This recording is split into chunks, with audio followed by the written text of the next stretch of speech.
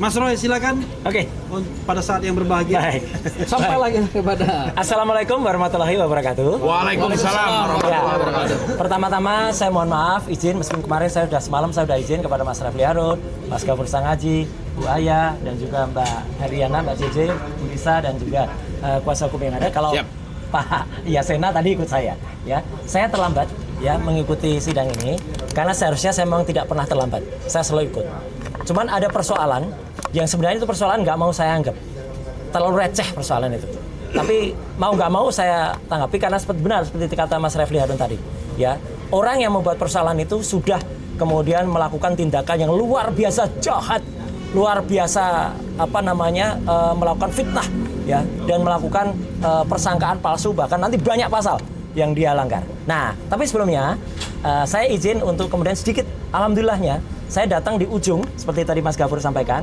Di ujung terakhir ketika saya mendengar keterangan dari ahli yang dihadirkan oleh pihak termohon bahwa keterangannya saya tadi mohon maaf, saya termasuk dalam tim panja dan juga tim penyusun naskah akademik Undang-Undang ITE sebelum itu disahkan tahun 2008 yang lalu. Bahkan setelah itu direvisi menjadi Undang-Undang nomor 19 tahun 2016 dan terakhir menjadi Undang-Undang nomor 1 tahun 2024. Yang paling penting adalah definisi pasal 5 ayat 1.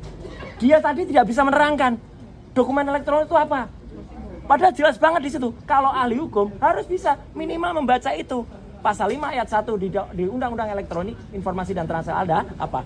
Dokumen data dan dokumen elektronik berikut hasil cetaknya adalah merupakan alat bukti hukum yang sah. Dan di situ ada keterangannya. Itu harus bisa tidak hanya print out dalam naskah akademik, tapi harus bisa diakses secara langsung. Ya, dan dibuktikan dalam suasana yang bisa dipastikan atau disaksikan oleh pihak-pihak yang lain.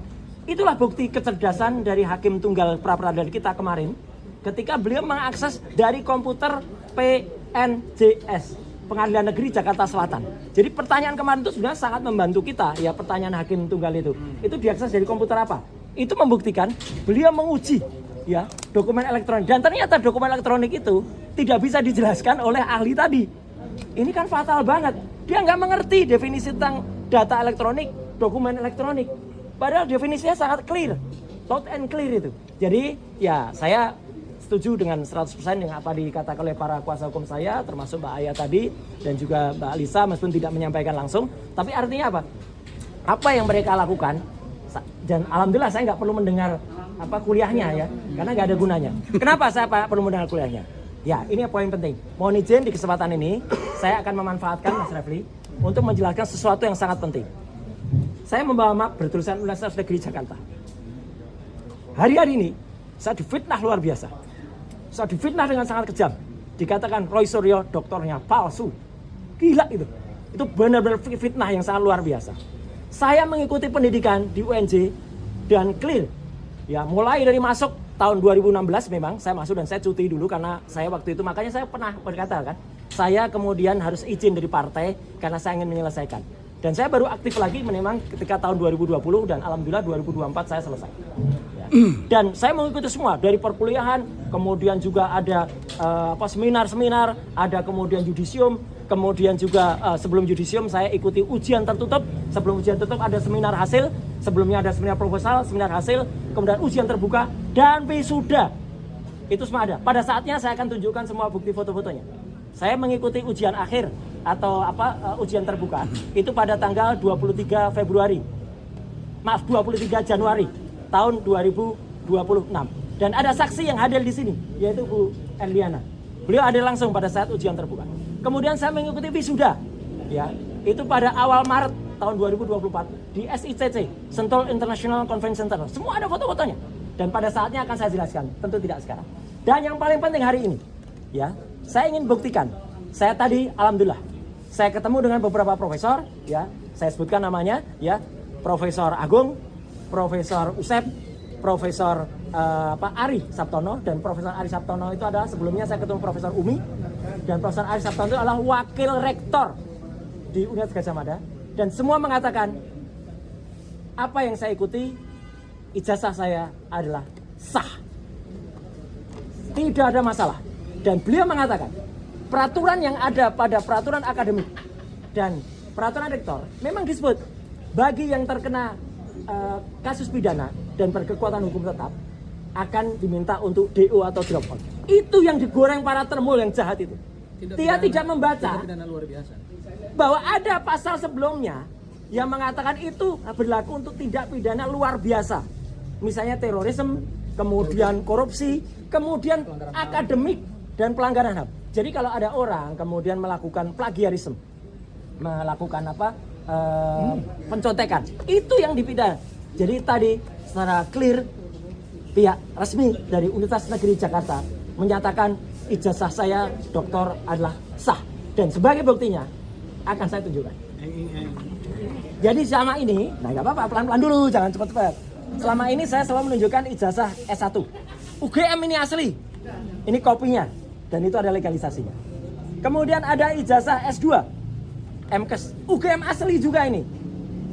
Dan selama ini yang kemudian digoreng oleh para termul adalah saya hanya menunjukkan surat tanda lulus. Memang surat tanda lulus adalah tanda seseorang memang telah lulus, dan di sini jelas berhak memegang gelar doktor. Jelas di tanda lulus. Dan ini digoreng. Dan memang saya akui, saya sebagaimana banyak tadi ditunjukkan, banyak mahasiswa atau lulusan UNJ yang lain memang kemudian setelah selesai tidak mengambil ijazahnya karena ya sudahlah, yang penting sudah selesai. Itu banyak. Prof. Refli pun saya kira juga tidak ngambil, ada yang tidak diambil beliau. Enggak apa-apa, yang penting lulus. Ya, gitu. Dan bahkan banyak yang tidak ambil wisuda karena wisuda itu hanya seremoni. Ya. Dan alhamdulillah dengan sedikit proses tapi tidak karena semua sudah clear. Saya tadi langsung, dan nanti ada dokumentasinya. Terima kasih juga secara khusus saya aturkan, mungkin belum datang di sini, Mas Farhan atau Farlok yang sudah membalas dulu ya teman-teman termul itu, dan tadi ada juga yang bersangkutan, dan kali ini akan saya tunjukkan. Inilah ijazah asli yang saya dapatkan dari Universitas Negeri Jakarta sah. Di sini ada embossnya, ya, tuh ada embossnya. Ada juga watermarknya. Dan ini bukan ijazah, lintasan stempelnya jelas. Dan ini bukan ijazah baru dicetak di Pasar Pramuka dekat dengan UNJ. Enggak. Ini ijazah yang memang sudah dicetak tahun 2024 yang lalu. Memang baru fotonya foto saya sendiri itu. Ya. Suryo Roy ya. Jadi, nah ini yang paling penting. Dengan adanya bukti dan sah. Dan satu lagi yang penting, saya dititipi pesan oleh Universitas Negeri Jakarta, yaitu oleh Prof. Ari Sartono. UNJ tidak akan menggelar konferensi pers atau menggelar statement resmi, tidak perlu. Beliau menyerahkan, sudah Mas Roy saja yang sampaikan. Jadi saya menyampaikan ini sekaligus membantah apa yang dilakukan oleh saudara Richard Huta-Julu dan saudara Bill Fakih, ya, karena mereka sudah memfitnah dengan sangat kejam, menyatakan ijazah saya seperti respon. Sama sekali beda. Si Omon itu tidak diakui oleh Yamaguchi, dan itu silakan, ayo Bill, kejar terus si Omon itu sampai laporan Anda, dan sampai dia laporan kepada Polda Metro. Tapi kebalikannya, mohon maaf, ini hak saya, Mas Refli, Mas Gafur, dan teman-teman semua. Atas karena perlakuannya sangat kejam dan itu sudah viral di media massa, saya harus melakukan tindakan kepada saudara Taufik Bill Fakih, kepada saudara Richard Huta-Julu, dan mungkin juga kepada orang lain dan orang-orang yang mungkin akan menggelorakan itu. Kalau memang Anda belum melakukan, saya sarankan demi kebaikan, berhentilah menyebarkan fitnah saya berijazah palsu. Tidak ada. Ijazah saya sah dan resmi dari Universitas Negeri Jakarta, dan pada saatnya saya tunjukkan juga bahwa IP saya juga clear 3,86 dengan lulus predikat sangat memuaskan. Ya, ada itu, ada di daftar nilainya. Jadi itu mohon maaf saya harus ambil waktu ini untuk menjelaskan karena itu penting, dan moga-moga apa yang saya lakukan bermanfaat. Dan tadi juga terima kasih untuk Mas Ubed. Saya kira teman-teman tahu kan Mas Ubaidillah Badrun. Tadi membersamai juga saya dalam itu. Jadi inilah wujud kalau memang kita benar, insya Allah kita akan Mas terus Roy, apakah benar. bisa difoto dan dianalisis? Silakan. Oleh analisis Ella? Oh silakan. Ini nanti akan saya Ela juga kalau perlu. Ya, tapi kalau teman-teman memotret ini dengan ini ijazah asli. Dan kalau dijamin tidak kena pasal 32 ayat iya, 1. ini enggak ada ya. Mohon maaf di sini ada nomor NIK saya, tapi enggak apa-apa lah. Ambil aja ya, teman-teman, enggak ada masalah. NIK saya sudah tersebar di mana-mana. Meskipun itu sebenarnya melanggar Undang-Undang PDB nomor 27 tahun 2020. Tapi sepanjang Mas Roy tidak berkeberatan nggak? Saya enggak keberatan. Tak ada. Jadi sekali lagi itu ya, teman-teman semua. Jadi artinya apa yang terjadi pada mereka-mereka itu, ya, tentu saja izin saya akan lakukan tindakan. Karena mereka tak ubahnya adalah mereka-mereka yang ada pada kaos ini. Ya. Apa kaos ini? Nggak perlu saya baca.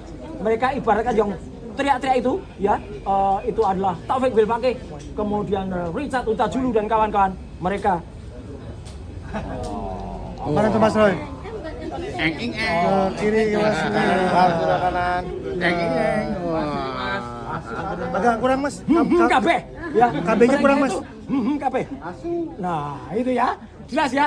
Jadi tunggu Anda semua akan menerima konsekuensi dari fitnah yang sangat kejam yang Anda lakukan terhadap saya ya, dan itu luar biasa pada hari ini. Saya tadinya tidak mau merespon karena itu akan mengganggu, tapi mohon maaf terpaksa saya harus ambil hari ini ya tadi, dan alhamdulillah semua berjalan dengan lancar. Saya juga sempat mendengar keterangan yang sangat krusial tadi dari ahli tadi. Saya kira itu teman-teman semua. Mohon maaf saya sedikit emosional ya gitu. Ya, saya mohon maaf itu dan terima kasih untuk rekan media yang sudah ikut menyebarluaskan hari ini, dan saya akan tuangkan itu dalam podcast secara khusus ya, YouTube secara khusus, mungkin juga bersama Refli Harun, bersama Abdul Ghaffar Sangaji.